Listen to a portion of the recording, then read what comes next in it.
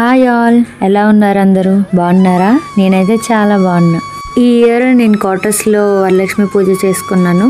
So ఆ video అనేది నాకు మెమొరబుల్గా ఉండాలనేసి నేనైతే వీడియో అనేది క్యాప్చర్ చేశాను. ఇంకా నాతో పాటు మీరు కూడా చూసేయండి మరి ఒకసారి. ఫస్ట్ అయితే నేను ముందు రోజు అన్నీ ఎలా ప్రిపేర్ చేసుకోవాలి ఏంటి అని డెకరేటివ్ చేసుకుంటున్నాను. మా సైడ్ అంతా ముందు రోజే నైట్ అన్ని క్లీన్ అన్ని చేసేస్తాము. And morning early morning only దేవుడు ఎక్కడ పెడతామో అక్కడ ఒక్క దగ్గరే ముగ్గులు అవి పెడతామన్నమాట. ఏదో దేవుడి దయ వల్ల ఆ రోజు మాత్రం వాడు 11:30కి అలా పడుకునేవాడు. 10కి 9:30కి అలా పడుకునేసరికి నాకు పనులన్నీ చేయడం చాలా ఈజీ అయిపోయింది.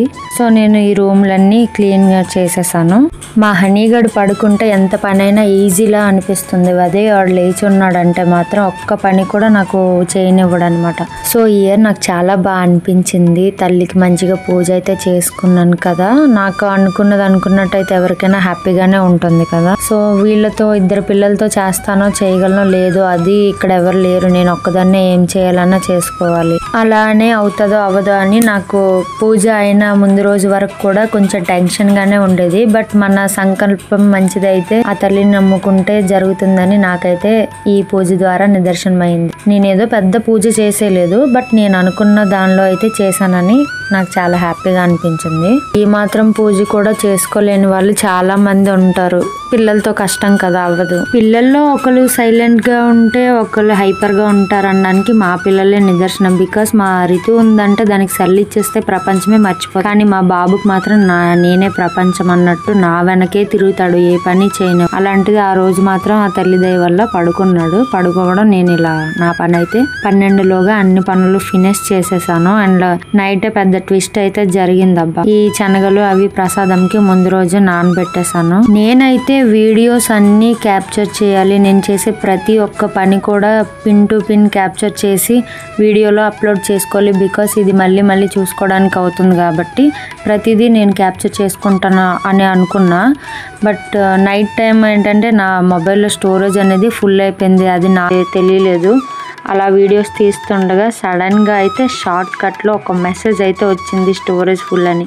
నా హార్ట్ బ్రేక్ అయినంత పని అయింది. నేను రేపు పూజ చేయాలి, అది వీడియో ఎలా తీయాలి అనే ఒక థాట్లోకి అయితే వెళ్ళిపోయాను. నా ప్రీవియస్ వీడియోస్ అయితే ఇక్కడికి వచ్చే నుంచి చాలా వీడియోస్ అయితే నేను వీడియోస్ తీసి ఉంచుకున్నాను. మేబీ ఫ్యూచర్లో నేను అది పెట్టొచ్చు కాదు పెడతాను. Because weekly once or twice అయితే ఒక వీడియో అప్లోడ్ చేయడానికి ట్రై చేస్తాను.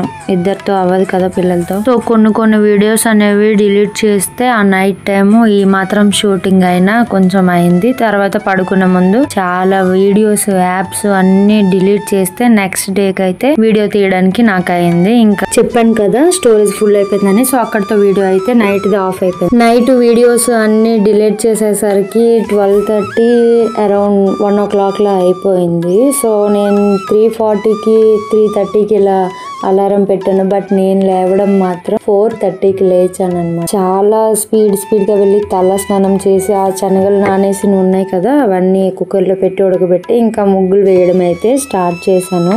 చెప్పాను కదా నైట్ ఓన్లీ మిగతా రూమ్స్ అన్ని ఒత్తేసించి ఓన్లీ బయట గడప ప్లస్ దేవుడు ఎక్కడ పెడతానో అక్కడ ప్లేస్ మాత్రమే ఒత్తకుండా వదిలేస్తాను అనమాట. అది మార్నింగ్ ముగ్గు వేయడానికి. సో ఇక్కడ ముగ్గు అయితే నేను వేస్తున్నాను కదా, ఇక్కడైతే మాకు చాలా చిన్న ప్లేస్ అండ్ మేము బయటకు వెళ్ళే దారి అండ్ పై వాళ్ళు దిగే దారి ఒకటే. అక్కడే స్టెప్ ఉంది కదా, ఆ స్టెప్ నుంచి దిగితే మా గడప అనమాట. సో ముగ్గులు ఏవి వేయడానికే అవ్వదు. బట్ ఫెస్టివల్ కూడా కొంచెం ఇలాంటి వారాలు వ్రతాలు అయినప్పుడు కూడా వేయకపోతే బాగోదని చెప్పి చిన్నగా ముద్దుగా ఒక పద్మ ముగ్గు లాంటిది అయితే వేసేసాను. ఒక పక్క ముగ్గులు వేస్తున్నానే గానీ మా హనీగడ్ ఎక్కడ లేస్తాడేమో అని అదొక టెన్షన్ అనమాట నాకు. ఎందుకంటే వాడికి నేను పక్కన లేచే వెంటనే నా వెనకే లేస్తాడు. వాడు లేచాడంటే ముగ్గులు కాదు కదా ఏమి వేయనివ్వడు. సో ఆ టెన్షన్ మీద అయితే ఇంకా అలా వాడికి చూస్తూ ఒక పక్క ఈ పని అయితే ముగ్గులు వేయడం అనేది స్టార్ట్ చేశాను.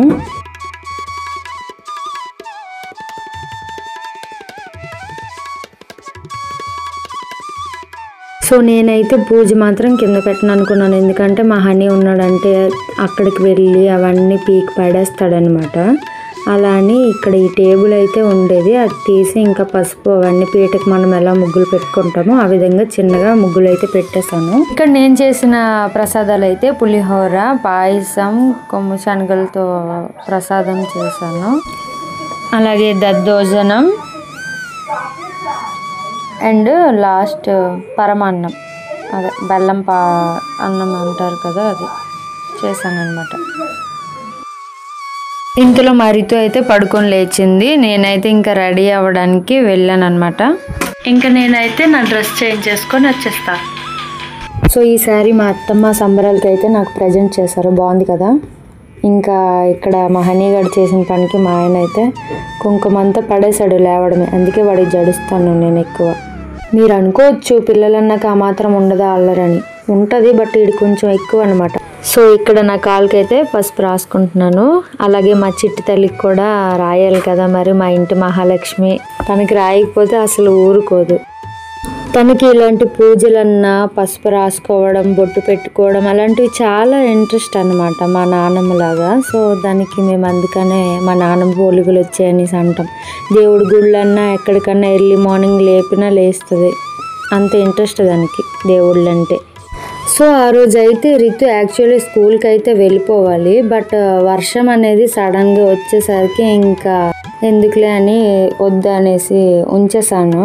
దానికి కూడా ఇంట్రెస్ట్ లేదు, ఇంట్లో ఏదో మా అమ్మ పూజ చేస్తుందని అర్థమైపోయింది. చూడండి రైన్ అయితే మామూలు పర్లేదు ఆ రోజు. ఇంకా తల్లికి అయితే అలంకరణ స్టార్ట్ అయితే చేశాను.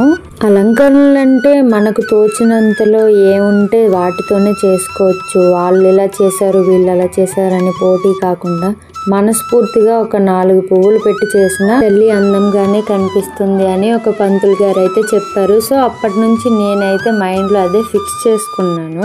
ఒకప్పుడు నేను అనుకున్నదాన్ని పూజలు అంటే చేయాలంటే ఇంత గ్రాండ్గా చేయాలేమో, లేకపోతే చేయకూడదేమో, కొంచెం ఉండి కొంచెం లేని దీంట్లో అయితే చేయకూడదు, ప్రాపర్గా ఐటమ్స్ ఉంటే చేయాలేమో అనే థాట్లో అయితే నేనైతే ఉండేదాన్ని. బట్ వన్స్ ఆ వీడియో చూసిన తర్వాత ఓకే, మనకు తోచినంతలో పెట్టినా కానీ మనస్ఫూర్తిగా పెట్టాలి. సో ఇక్కడ బెంగాల్లో మెయిన్ ప్రాబ్లం ఏంటంటే పువ్వులు అనేవి అసలు దొరుకుతాయి, బట్ ఓన్లీ డెకరేషన్ చేయడానికి బంతి పువ్వులు, బొకే ఫ్లవర్స్, ఓన్లీ రోజ్, ఈ 3 ఐటమ్సే ఫ్లవర్స్లో దొరుకుతాయి. ఇంకా చిన్న చిన్న ఐటమ్స్ అన్నీ ఇక్కడ క్వార్టర్స్లో లోకల్ మన ఉంటారు కదా తెలుగు వాళ్ళు గట్రా, నందివర్ధనం చెట్లని, శంఖం చెట్లని, శంఖం పూల చెట్లు అలాంటివన్నీ వేయడం వల్ల ఆ పువ్వులైనా గ్యాదర్ చేసి ఇలా అయితే అలంకరణకి చేసుకున్నాను. మా ఆయన అవన్నీ తెచ్చేసారు మార్నింగే ఆ ఫ్లవర్స్ అన్నీ. అండ్ ఇక్కడ వచ్చేసి ప్రసాదాలు అయితే నేను ఇంకా పెట్టడం స్టార్ట్ చేశాను. సో ఇక్కడైతే నా దగ్గర ప్లేట్స్ ఒకేలాంటివి అయితే అన్నీ లేవు, నేనైతే పేపర్ ప్లేట్స్ అనేవి వాటిల్లోనే వేసి పెట్టేశాను అనమాట. ఇందాక చెప్పినట్టు మనకున్న దాంట్లో మనం మనస్ఫూర్తి పెడితే ఆ తల్లి స్వీకరిస్తుంది, ఇందులోనే పెట్టాలి వెండిలోనే పెట్టాలి అని ఏమి ఉండదు కదా. సో ఇంకా నేనైతే పూజ అయితే స్టార్ట్ చేశాను. దీపము, అగరబత్తి అవన్నీ వెలిగించేసి కింద ఒక క్లాత్ అయితే వేసేసాను కూర్చోడానికి, కూర్చొని పూజ చేసుకుంటానని. ఇంకా మంత్రాలు అయితే చదివేసుకున్నాను. నేను పూజ అంటే వ్రతము అలాంటివి అయితే కథ చదువుతారు, బట్ నేనైతే ఇక్కడ పుస్తకాలు ఏం నేను తెచ్చుకోలేదు, ఓన్లీ సెల్లో అయితే ఆన్ చేసేసి ఇంకా నాకు వచ్చిన మంత్రాలు ఏవో పూజ చేసుకున్నాను అలా అనమాట. ఇంకా మా హనీ బాబు వచ్చి చూడండి ఎలా చూస్తున్నాడు, మా అమ్మ ఏం చేస్తుందో ఏంటా అని. హారతి పళ్ళె మూట పట్టుకొని హారతి ఇస్తున్నాడు, వాడు పూజ అని చేస్తున్నాడు అనమాట. చిన్నపిల్లలు ఏం చేసినా క్యూట్గా కనిపిస్తుంటాయి కదా. సో వీడియోస్ వల్ల బెనిఫిట్స్ ఏంటంటే ఇలాంటి క్యూట్ మూమెంట్స్ అనేవి మళ్ళీ మనం గుర్తు చేసుకున్నా గుర్తుండదు, బట్ ఇలాంటి వీడియోస్ చూసుకుంటే మళ్ళీ మళ్ళీ చూసుకోవచ్చు కదా.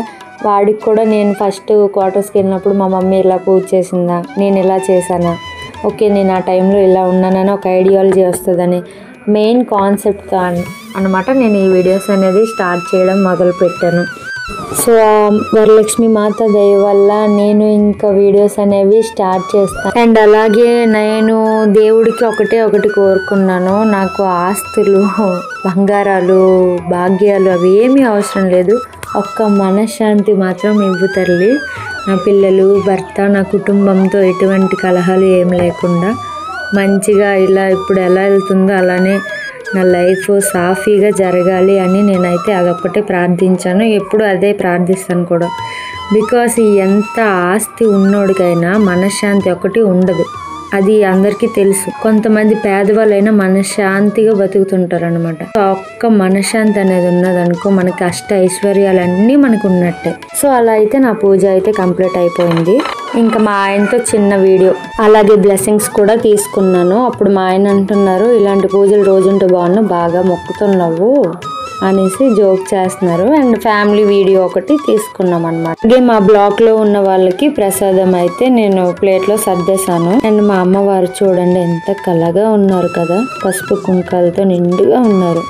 సో పూజ అంతా మనశ్శాంతిగా అయ్యింది.